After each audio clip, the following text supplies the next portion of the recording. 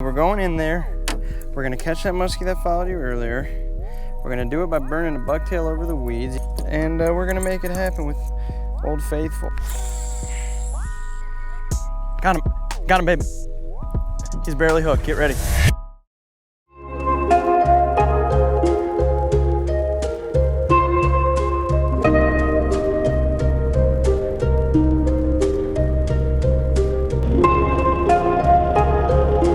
Good morning, folks. We are back in the tin can today. So I am out here on the local drip and I'm still hung up on not executing muskie myself. I'm currently like 0-16 on muskies. I'm pretty much riding solo today, but I got my girlfriend with me. So she's gonna be trying a little bit of muskie fishing as well today, but for the most part, I'm just trying to link up with a fish. Today we're gonna try and make that happen.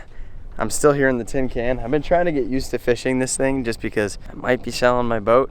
This might be my boat for a while, so I'm trying to make sure that it works. It rained a lot last night. The water temperature's probably up, which is hopefully a good thing because it was colder than I'd liked last time. Oh, water temperature's way down. No expectations. Let's just fish. If I catch one, woo! If not, hey, it's musky fishing.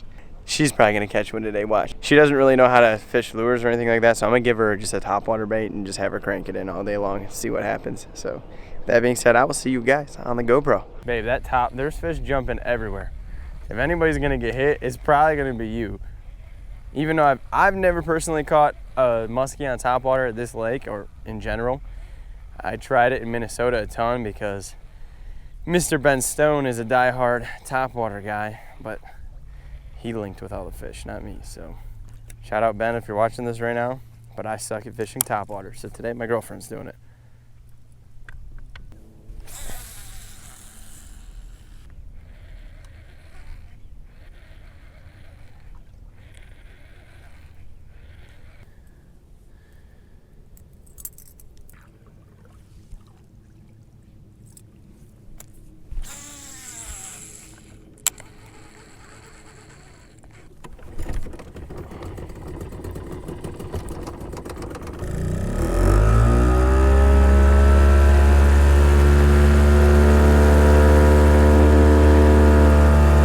All right, we're gonna try a spinnerbait right here. I have this willow blade, little white spinnerbait. I added a soft tail on the back, or I added a soft tail on the back, I guess you would say. I don't know, I kind of want to try slow rolling a big spinnerbait. They're weird. The muskies in this lake get so weird when there's like fluctuation in the temperature that's somewhat drastic. Like you can go from them like smacking blades all day long to not even wanting to sniff one. I've tried sledge, soft tails, topwater, bucktail, now a spinnerbait. Oh, that was weird. So I gotta kind of dial down what they're doing here. The only thing I haven't tried is like a big rubber bait like a Deusa, but for the weed lines that I'm fishing, it doesn't really make sense. So we're gonna try this. Sometimes they just turn off. Like it's weird, this lake, sometimes I'll come out here at like 11 o'clock when the sun is high in the sky, it's bluebird, and it's like the worst time seemingly to be out here. But the fish are here. So today might be one of those days where I just get skunked until like 10:30, 11 o'clock, and then things fire up. But we'll see. I don't know.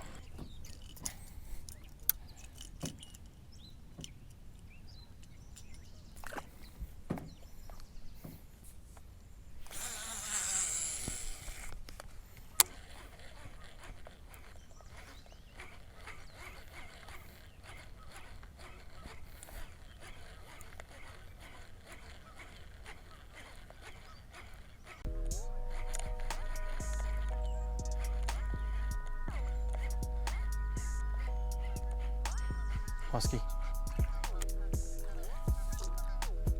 He's gonna eat, babe. Just get ready.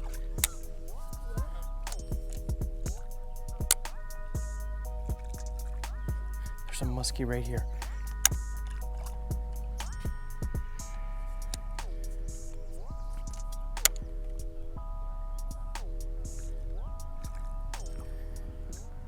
Come on, baby.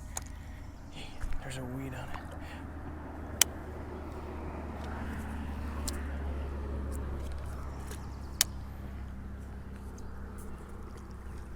I was looking for something different to throw.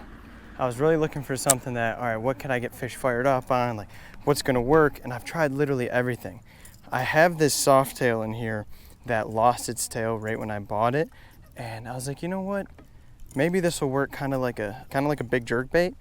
And first cast with it, literally first cast, I got moved by a really nice fish. So this is a completely different weed bed I've never fished before.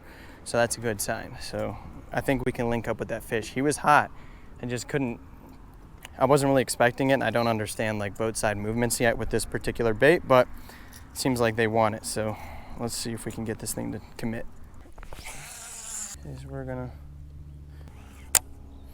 All right, buddy, we're going in there. We're gonna catch that muskie that followed you earlier. We're gonna do it by burning a bucktail over the weeds, even though the water is colder than I want it to be to do this. And we're gonna make it happen with Old Faithful, the double 6. We're gonna burn that sucker and we're gonna get one to commit right here, right now.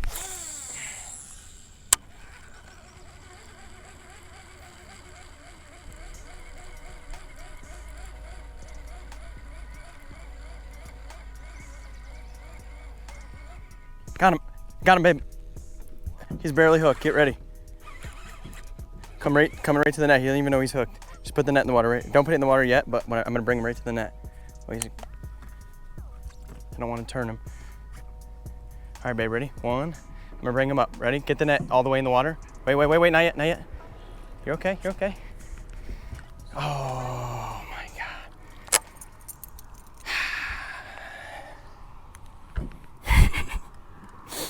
It's not your fault, baby. He wasn't hooked good. He was little. I knew if I came back and burned it over the weeds, he would eat. I knew I didn't want to try and turn him, but we're not really in a boat where we could walk in circles, you know? He just had one hook in the tip of the nose, unfortunately. He was little, babe. It's okay. Oh!